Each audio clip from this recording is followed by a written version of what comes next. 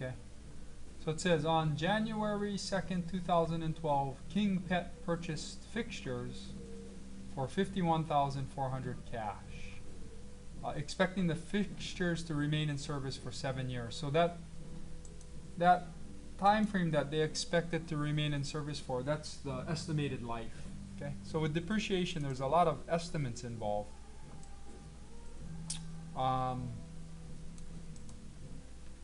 Okay. King Pet has depreciated the fixtures on a straight line basis with a $1,000 residual value. So the residual value is what they think they can get for that asset once they're done using it, or what it'll be worth at the end of its useful life. Okay. Let's see. On April 30th, 2014, King Pet sold the fixtures for $30,600 cash. So we got to record two things. We got to record the depreciation up through April 30th of 2014. Okay, so that includes 2 full years and 1 partial year. 1 year that only goes 4 months. Okay, and then we got to record the sale of the fixtures. Okay, so remember, for straight line depreciation,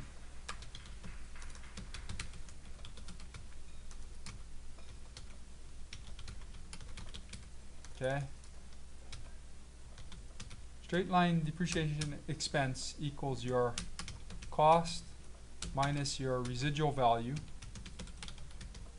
and you take whatever that is and you divide it by the estimated life, or estimated useful life. Okay, same idea. So in our case, we have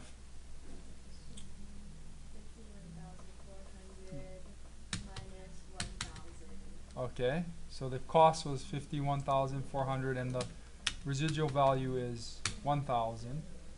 And if we took all of that, oops, and divide by 7 years, that would give us the annual depreciation expense. So we can do that real quick.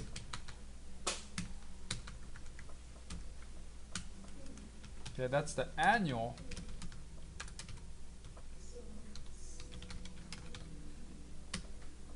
Okay. So we might want to make a schedule just so we know, right? We can do a real simple one, right? We bought this in 2012 at the beginning of the year. Okay, so you would have depreciation expense and accumulated depreciation, right? So for 2012 it would have been 7,200, and at the end of the year you would have had 7,200 in accumulated depreciation. Okay, so for 2013 you would have the same depreciation expense. Right, and then you just add that to Yeah. So you add the current year's depreciation to the balance, the accumulated depreciation balance. Now, in 2014, you got a partial year, right? Because, we'll make this a little bit bigger. Okay. Because we sell it on April 30th, right? So we only own the asset through April 30th of 2014. So we're only going to record depreciation up through April 30th. Okay? So really what you're doing is you're taking a fraction of the year. You can do it the long way and divide the annual amount by 12 months and then multiply by 4. Or you could simply, for 2014, So you're considering that as 4 months in April. So you're actually including January, February, March, April. yes. Okay. Yeah. So April is that's 4 months out of 12 in a year. So I would take the fraction 4 over 12 and multiply that by the annual amount of 7,200. That would probably be the easiest way. And if you think about it, what is 4/12. That's 1/3, right? That's 1/3. So we can basically take 1/3 or 4/12 and multiply by 7,200. So that would be 2,400. Okay. And the accumulated depreciation would go up to 16,800. So if you work this through like this, you'd have all that information in front of you. Now we can come over here. Let me resize this so we can look at it side by side. We can come over here and answer the question, right? So the first one is begin by recording the depreciation expense for 2014. So the problem's assuming that 2012 and 2013 were already recorded. So all we really have to do is make the entry for 2014. So that would be a debit to depreciation expense and a credit to accumulated depreciation. And this would be to record depreciation on the fixtures. So I will take that 2,400 and make that entry.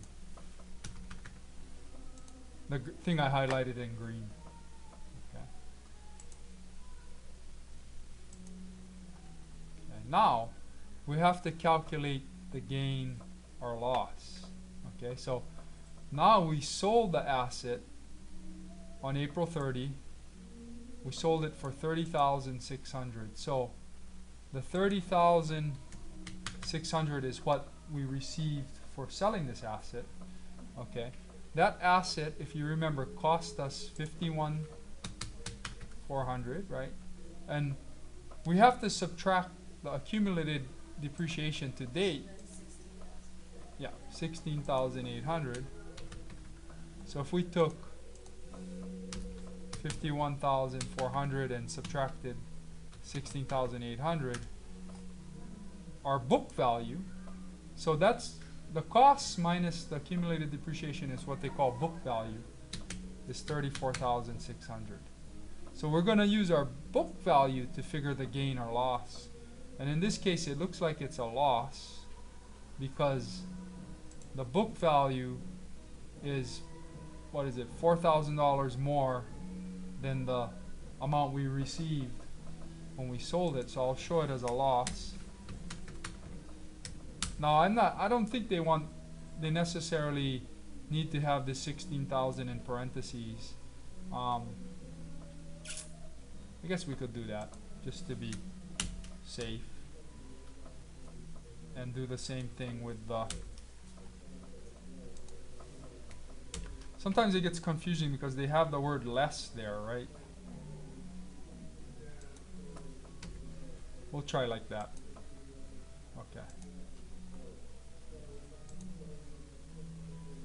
Okay, so that's how you compute a gain or loss. If the book value had been less than the amount we received, then it would be a gain. In this case, it's a loss. So how do we record that? Well, we're going to record a debit to cash for the amount that we received, so 30,600. Okay. We're going to record a credit, or I'm sorry, a debit to accumulated depreciation. So when we get rid of the asset, we're going to remove the asset itself, but we're going to remove its related accumulated depreciation as well. Okay? Because we no longer have that asset, we should no longer have the accumulated depreciation on the books. So I'm going to get rid of the full 16,800. Okay? And then I also have to get rid of the asset.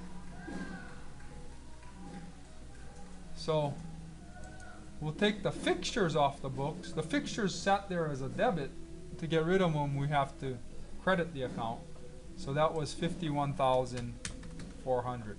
So another way to figure your gain or loss is you could set your entry up like this. And then when you get to this point, you could say, okay, what's my total debits? Well, that's, what is that? 34, 35, wait, 36, just add it, Okay, so my total debits are